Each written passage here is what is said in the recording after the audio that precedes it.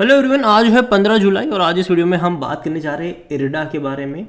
295 रुपये का शेयर है और देखा जाए तो मॉर्निंग में एक बड़ी तेज़ी थी। तकरीबन ये 8% की तेज़ी दिखा रहा था मॉर्निंग में जैसे ही खुला था। 305 306 रुपये के आसपास था, लेकिन उसके बाद अगर आप देख रहे हो तो लगातार ये नीचे की तरफ जा रहा है। बात करेंगे वीडियो में इसके बारे में और रिजल्ट्स है उसके बारे में। और सबसे ज़्यादा एक ब्रोकरेज हाउस ने काफ़ी शॉकिंग टारगेट दिया है इस कंपनी को लेकर, उसके बारे में भी बात करेंगे। लेकिन उससे पहले अगर आपने अभी तक चैनल को सब्सक्राइब नहीं किया है तो प्लीज़ अभी इसे सब्सक्राइब कर लीजिए, क्योंकि आगे भी बहुत सारे वीडियोज़ हैं जो आपको काफ़ी ज़्यादा हेल्प करेंगे। तो प्राइस है 295 रुपये और देखो बहुत बड़ी तेज़ी ये दिखा चुका है। एक महीने में 65% की रफ्तार है, 65% अब 175 से 300 रुपये का लेवल दिखाया है और लगातार ये दौड़ा है। रिजल्ट से पहले ही यहाँ पर बहुत बड़ी तेज़ी देखने को मिल चुकी थी, नतीजे के बाद भी आज मॉर्निंग में तेज़ी थी, लेकिन अब धीरे धीरे करेक्शंस यहाँ पर देखने को मिल रहे हैं। मतलब हाई लेवल से तो गिरा ही है। शायद आज जब मार्केट क्लोज होगा तो शायद थोड़ी सी और फर्दर गिरावट भी हमें देखने को मिल जाए। शायद जो तेज़ी आप अभी 4% की देख रहे हो, शायद वो मार्केट क्लोज होते 2% पर भी आ जाए, कुछ कह नहीं सकते। और उसके बाद हो सकता है कि कल यहाँ पर शायद थोड़ा सा और करेक्शन बने, क्योंकि देखो मुझे लगता है कि नतीजे तो अच्छे हैं, लेकिन कहीं ना कहीं ऑलरेडी ये दौड़ चुका है, काफ़ी ज़्यादा ये दौड़ चुका है। तो कहीं ना कहीं करेक्शंस बनेंगे ज़रूर यहाँ पर। और जहाँ तक बात करी जाए रिजल्ट्स को लेकर, तो जब नतीजे आए थे तभी उसी दिन मैंने इसके ऊपर वीडियो बनाया था और मैंने कहा था कि नंबर्स जो हैं वो अच्छे हैं, उसमें कोई शक नहीं है। रेवेन्यू वाइज भी काफ़ी अच्छे रिजल्ट्स हैं, प्रॉफिट वाइज भी काफ़ी अच्छे नंबर्स हमें यहाँ पर देखने को मिल रहे हैं। अगर आप देखो तो 1510 करोड़ के आसपास के रेवेन्यू रहे, जो पिछले साल 1145 करोड़ के थे। इवन पिछले क्वार्टर में भी 1390 करोड़ के थे।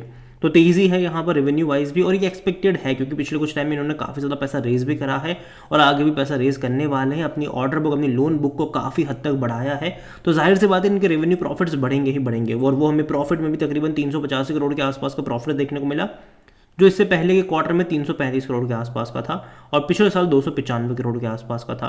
तो डेफिनेटली यहाँ पर प्रॉफिट इसका बढ़ता हुआ हमें नज़र ज़रूर आया है, रेवेन्यू भी बढ़ता नज़र आया। लेकिन हमें समझना होगा कि नतीजे से पहले ही मार्केट इस चीज़ को एक्सपेक्ट करके चल रहा था और इसी के चलते रिजल्ट से पहले ही ये 50-55% की तेज़ी दिखा चुका था।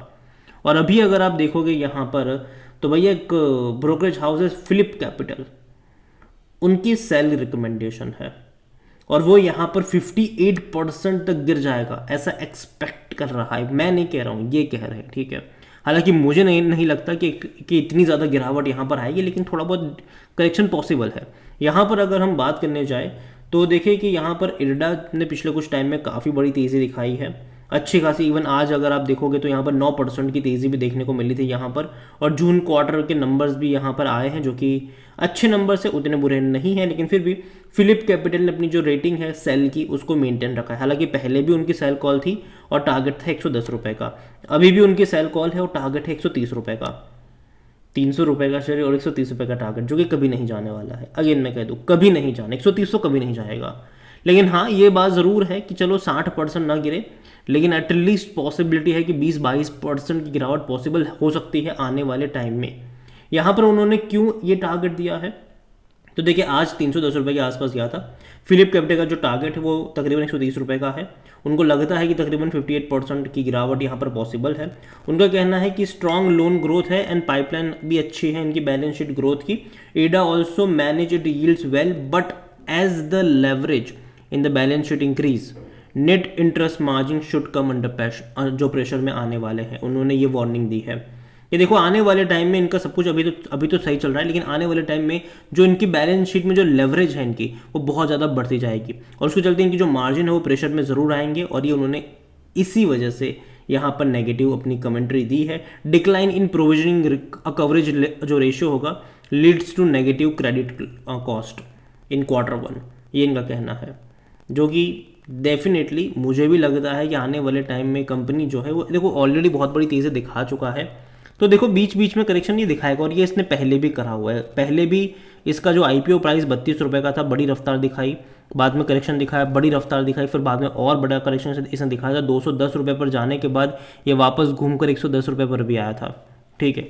और बाद में इसने दोबारा बड़ी तेज़ी यहाँ पर दिखाई है। तो ये चीज़ भी हमें यहाँ पर समझनी होगी।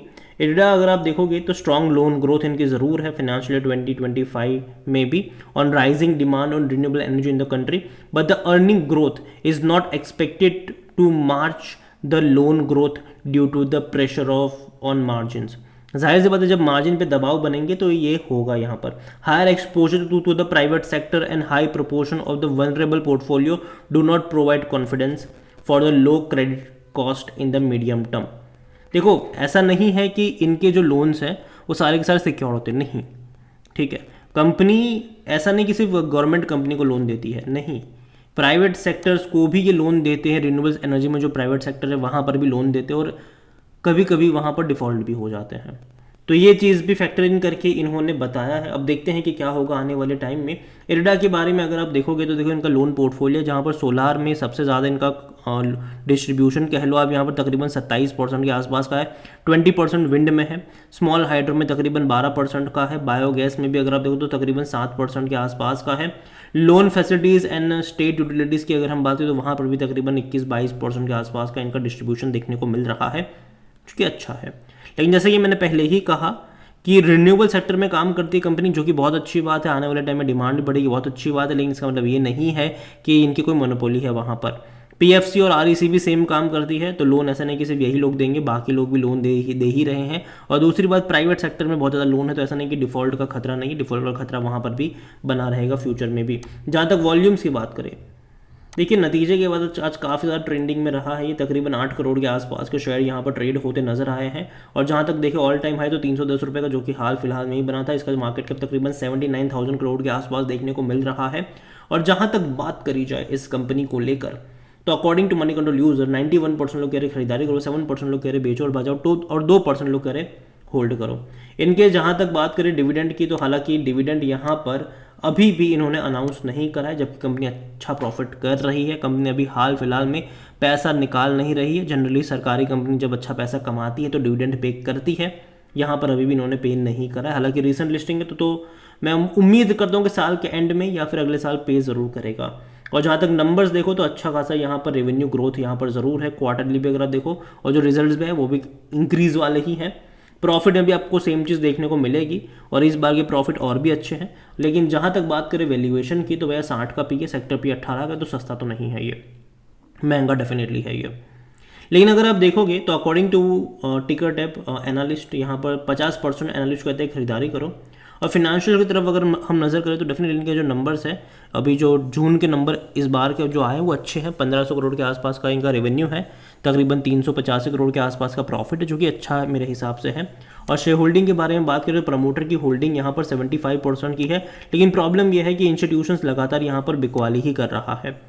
म्यूचुअल फंड 3.94% से बेच कर 0.24 पर आ गए। डोमेस्टिक इंस्टीट्यूशन भी जो 4.59 से बेच कर 0.18 पर आ गए।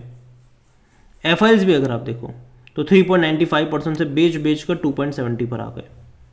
तो यहाँ पर इंस्टीट्यूशंस लगातार बेच रहा है। हालांकि मार्च के मुकाबले जून में खरीदारी यहाँ पर एफआईएल्स ने करी ज़रूर है, लेकिन बाकी म्यूचुअल फंड और डोमेस्टिक तो बेच ही रहे हैं। रिटेल की होल्डिंग बहुत ज़्यादा है, 18.59%। जिस दिन गिरावट की शुरुआत होगी सबसे ज़्यादा पैनिक में रिटेल इन्वेस्टर ही आएंगे और वो धड़ाधड़ बिकवाली करना यहाँ पर शुरू करेंगे। तो ये चीज़ें रहती हैं उन कंपनियों में जहाँ पर स्ट्रॉन्ग होल्ड नहीं होता है, जहाँ पर स्ट्रॉन्ग हैंड्स नहीं होते हैं, और वो जनरली इंस्टीट्यूशंस ही होते हैं। तो यहाँ पर देखना इंटरेस्टिंग होगा कि जब गिरावट की शुरुआत होगी तब यहाँ पर क्या सिनारियो देखने को मिलेगा। ओवरऑल अगर मैं बात करूँ इरडा को लेकर तो ऑलरेडी दौड़ चुका है बहुत ज़्यादा। इवन जब रिजल्ट्स आए थे मैंने उसी दिन बात भी करी थी इसके ऊपर कि यार यहाँ पर मैं एक्सपेक्ट नहीं कर रहा हूँ बहुत बड़ी तेज़ी की। हालांकि आज तेज़ी यहाँ पर देखने को मिल गई मॉर्निंग में, लेकिन जैसे कि मैंने कहा थोड़ी बहुत गिरावट ये मतलब दिखाएगा जब मार्केट क्लोज होगा। शायद हो सके कि यहाँ पर 2% की तेज़ी रह जाए और कल आपको यहाँ पर देखने को मिलेगा थोड़ा बहुत डिक्लाइन। तो मैं अभी भी यहाँ पर एक्सपेक्ट करके चल रहा हूँ इरडा को लेकर के बहुत ज़्यादा तेज़ी दिखा चुका है, तो कहीं ना कहीं करेक्शन की पॉसिबिलिटीज़ यहाँ पर हो सकती है। और अगेन मैं कहूँगा कि जो फिलिप कैपिटल का कहना है कि भाई 130 जाएगा, मुझे नहीं लगता कि वो वहाँ उतना नीचे जाएगा, लेकिन एटलीस्ट 20-22% का डिक्लाइन पॉसिबल हो सकता है। अगेन ये मेरा पर्सनल ओपिनियन है, कोई भी इन्वेस्टमेंट एडवाइस नहीं। वीडियो को यहीं पे एंड करता हूँ। पसंद आया हो तो लाइक करें, शेयर करें। चैनल पर पहली बार है तो प्लीज़ सब्सक्राइब करें। और इरडा के बारे में आप क्या सोचते हैं वो भी आप मुझे कमेंट में लिख के बता सकते हैं। Thank you.